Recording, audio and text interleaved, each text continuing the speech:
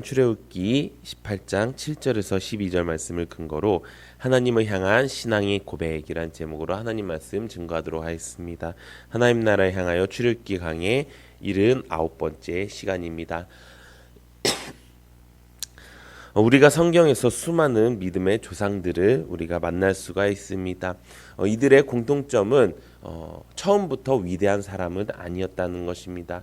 처음에는 이들도 부족한 사람이었고 연약한 사람들이었습니다. 하지만 이들은 결국 하나님께서 원하시는 길대로 걸어갔고 하나님이 원하시는 그 믿음의 모습을 보여주게 되었습니다. 그래서 성경 안에서 수많은 사건들과 또 수많은 신앙의 위대한 업적들을 남기게 되었다는 것입니다.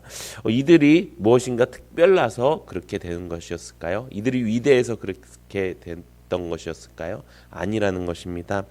이들은 특별한 사람도 아니었습니다. 어떤 사람은 목자였고요. 어떤 사람은 더 낮은 계급의 사람들이었습니다. 그런데 이들이 그렇게 승리할 수 있었던 이유, 그렇게 믿음의 조상이 될 수 있었던 이유는 딱 한 가지입니다. 그것은 무엇입니까? 승리했기 때문입니다. 수많은 유혹에서도 수많은 어려움 속에서도 이들이 삶 속에 승리를 했었기 때문에 하나님을 만나고 하나님을 경험하고 또 하나님의 말씀대로 사는 그 삶을 승리했었기 때문에 이들이 하나님의 말씀에 기록될 수 있었다는 것입니다.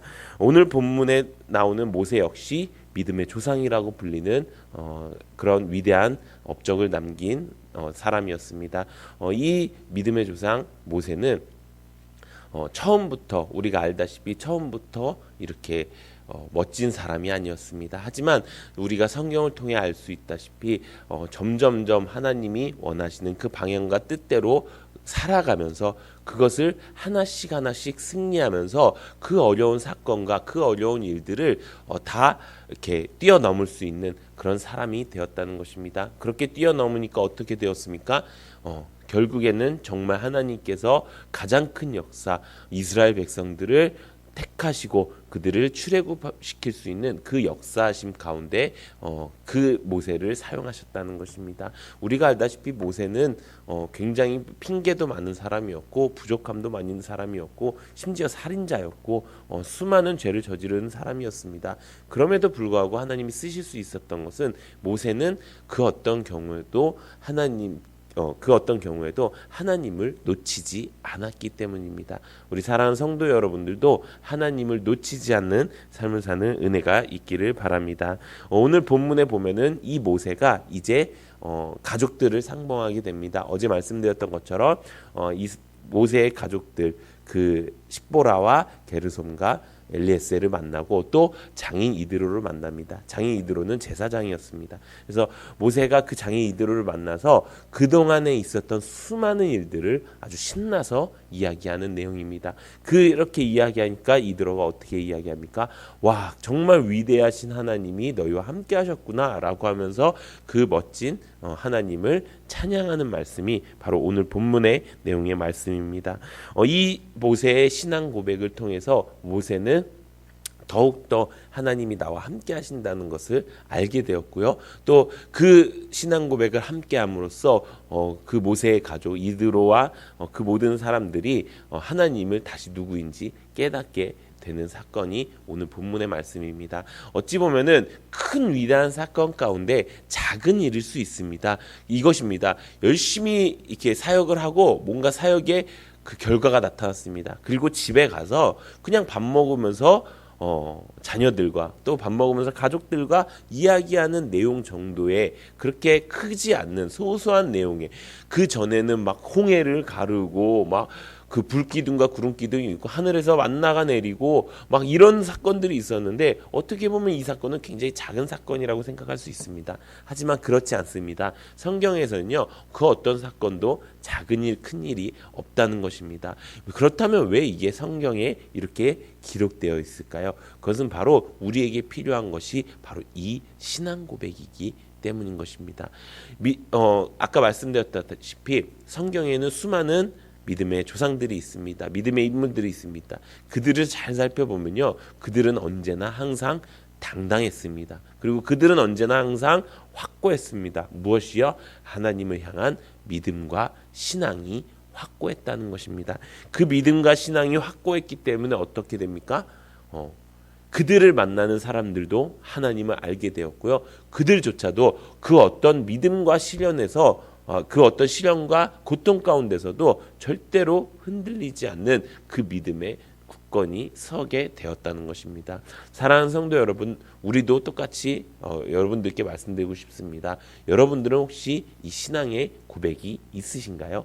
만약에 내가 신앙의 고백이 없다면은 그 신앙의 고백을 찾는 여러분들이 되시기 바랍니다. 그렇다면 왜 우리한테 신앙의 고백이 필요한 것일까요? 그것은 두 가지 이유가 있습니다. 첫 번째, 우리에게 신앙의 고백이 있어야 되는 이유는 우리가 옛사람으로부터 벗어나서 이제 새로운 피조물로 사는 것을 그 신앙의 고백으로 깨달을 수 있기 때문이라는 것입니다. 우리의 삶이 어떻게 변화되었는지 잊지 않게 해주는 것이 바로 우리의 입술에서 나오는 그 믿음의 고백이라는 것입니다. 예전에 나는 이렇게 살았는데 지금 나는 이렇게 산다는 것을 내가 내 입술로 고백하는 것입니다. 그것만큼 확실한 신앙 고백이 없고요. 그것만큼 성경이 사실이고 그것만큼 하나님이 사실이고 그것만큼 믿음이 사실인 구원이 사실인 증명이 없는 것입니다. 내가 신앙 고백, 내가 믿음 고백을 제대로 한다면요. 그것만큼 믿을 수 있는 게 없습니다. 세상 사람들이 이렇게 얘기합니다. 아니 그게 보여? 하나님이 보여? 하나님 안 보이잖아. 그럼 어떻게 믿어? 내가 그것을 어떻게 믿어? 라고 했을 때 내 신앙 고백이 없다면 나도 할 말이 없는 것입니다. 그런데 내 신앙 고백이 있으면 어떻게 됩니까? 날 보면 믿을 수 있어. 왜냐? 내가 그것의 증인이기 때문이야. 나는 그렇게 해서 옛사람에서 새로운 피조물로 바뀐 거야 라고 할 수 있는 그 믿음의 고백을 우리가 할 수 있게 된다는 것입니다. 그렇게 된다는 것은 무엇입니까? 결국 이 신앙 고백은 나의 정체성을 굳게 만들어주고 하나님의 길을 걸어가게 만든다는 것입니다. 제가 어저께 말씀드린 말씀 중에서 그 마지막 말씀에 보면은 우리가 택하심과 부르심을 굳게 할 때 실족하지 않는다라는 말씀이 있었습니다.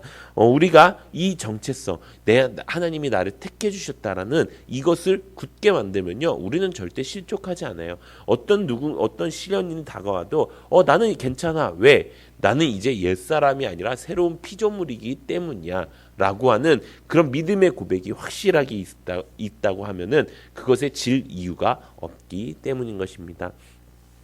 우리 교회에 다니는 많은 성도님들은 이미 이런 신앙의 고백들을 굉장히 많이 합니다.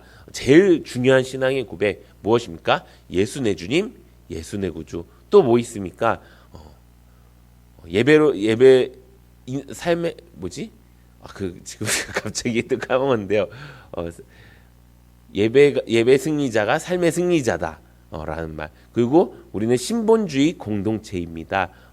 또 하나님 인생은 삼생입니다. 우리가 이렇게 수많은 담임 목사님을 통해서 수많은 믿음의 고백들을 하게 됩니다. 이 머릿속에 이런 것들이 내 고백이 되고 또 이런 것들이 내 입에서 나올 수 있는 그런 수준이 된다고 하면은 그것만큼 우리가 하나님을 제대로 믿을 수 있는 방법이 없다는 것입니다. 지금 이 땅 가운데서는 너무나도 많은 거짓 선지자들이 있고요. 너무나도 많은 잘못된 교리들을 가지고 사람 좋은 목회, 사람 좋은 신앙, 사람이 다 하는 그런 믿음 없는 삶을 종교 생활을 하는 너무나도 많은 사람들이 있습니다. 그런 가운데 우리가 믿고 따라야 될 건 무엇입니까? 하나님의 말씀이라는 것입니다. 그 하나님의 말씀 그대로를 가지고 믿음의 고백을 할 때 우리는 우리의 정체성을 잃어버리지 않게 된다는 것입니다. 두 번째 우리에게 신앙 고백이 필요한 이유는 바로 하나님을 전하는 그 사명을 그 신앙 고백으로 감당할 수 있기 때문이라는 것입니다. 우리가 그것을 뭐라고 이야기하죠? 전도라고 이야기합니다. 전도는 그저 좋은 말로 이 교회에 데리고 오는 것이 목적이 아닌 것입니다. 전도는 무엇입니까? 내가 만난 하나님을 전하는 것입니다. 그 일은 하나님께서도 뭐라고 말씀하셨어요? 미련한 것이라고 이야기하셨어요. 하나님께서도 미련한 것이라고 말씀하실 정도로 어려운 것이에요. 그 사람 마음을 움직여야 되는 것이고 그 사람 영을 깨워야 되는 거예요. 영이 깨지 않으면요, 이곳에 와도요, 하루 이틀 왔다가 그냥 가는 거예요.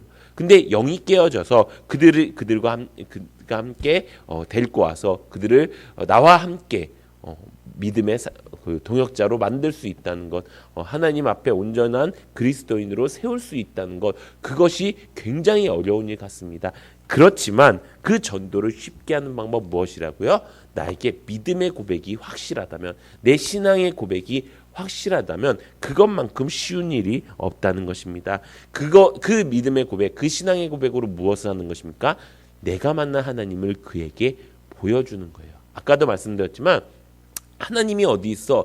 지금 세상살이도 바빠 죽겠는데 무슨 교회야? 라고 이야기합니다. 이건 뭐죠? 아직도 세상 풍조대로 사는 그 마음, 내 마음과 육체대로 원하는 그 생각이 가득 찬 거예요. 그러면은 그거는 뭐예요? 그거는 영적 싸움이에요. 전도는요, 영적 싸움이에요. 우리가 누군가에게 하나님을 믿으십시오라고 이야기했을 때 그 위에서, 그 영적 세계에서는요, 하나님의 군사들과 그 마귀의 귀신들이 다 동원되었고 싸우는 거예요. 그래서 그렇게 싸웠을 때 그 사람이 방어를 합니다. 지금 바빠 죽겠는데 세상을 위해서, 나를 위해서 바쁘게 살지 말고 하나님을 위해서 바쁘게 살면요, 여러분들이, 당신이 원하는 그 모든 것들을 하나님께서 이루어 주실 거예요. 그것보다 더 좋은 것들을 하나님께서 이루어 주실 거예요 라고 이야기할 수 있는 그 믿음의 담대함, 그 영적 싸움을 이겨야지만 그들이 정말 하나님의 백성답게 하나님의 백성으로 다시 돌아올 수 있다는 것입니다. 그 방법, 가장 좋은 방법이 뭐라고요? 신앙 고백이라고요. 지금 모세가 이들에게 신앙 고백을 합니다. 제가 이렇게 했는데요, 이렇게 돼서 하나님이 이렇게 역사하셨습니다. 그러니까 그 신앙 고백이 어떻게 됩니까? 전염이 된 것입니다. 이들가 그 이야기를 듣자마자 어떻게 됩니까? 정말 하나님이 이렇게 저렇게 그렇게 너희들을 인도해 주셨구나. 하나님은 정말 위대한 분이시구나. 말은 전염된다고 이야기하셨잖아요, 이번 주 주일날. 그런 것처럼 신앙의 고백도 전염이 되는 거예요. 우리 가운데 내가 신앙의 고백을 제대로 했을 때 그것을 듣는 사람이 그 신앙의 고백이 그 사람에게도 전염이 된다면은 그것만큼 좋은 전도가 없고요, 그것만큼 좋은 공동체가 없다는 것입니다. 사랑하는 성도 여러분, 이제 우리가 한번 그렇게 살아보기 원합니다.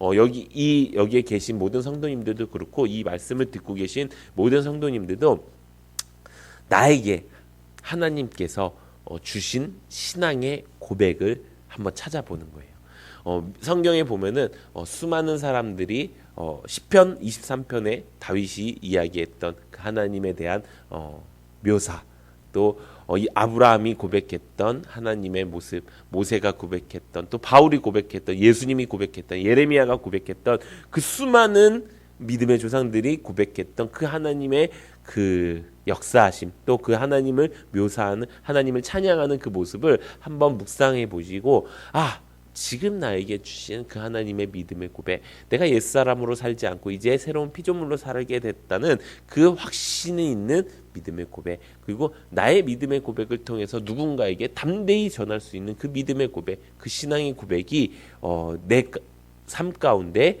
언제나 나타나게 되어서 우리도 지금 이 성경의 시대를 살고 있지 않습니까? 그 성경의 시대에 우리도 천국과 같고, 정말 이 사람이 이런 믿음의 고백을 통해서 이런 하나님의 역사를 이루었어 라고 칭찬받고 하나님께 면류관을 받는, 승리의 면류관을 받는 우리 모든 성도님들 되시기를 예수님의 이름으로 축원합니다.